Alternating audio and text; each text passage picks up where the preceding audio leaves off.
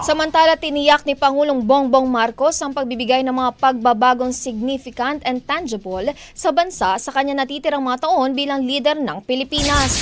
Sa podcast na inilabas ngayong araw, sinabi ni Pangulong Marcos na ang nais niyang maging legasiya ay ang pagbibigay ng komportableng buhay para sa mga Pilipino. Nakagawa na raw siya ng mga pagbabago at ito ang naging gabay niya sa lahat ng tinayuan niyang posisyon. Sa huli, binigyan din nito na hindi niya nahahayaang mangyari ang worst thing kung saan ang mga Pilipino ay hindi makararamdam ng pagbabago sa kanyang pamumuno. We made a change for the better. This has been my guide in all the positions I've taken. The worst thing that can happen is umupo ka doon sa posisyon mo na nagsilbi ka, umalis ka, walang pinagbago.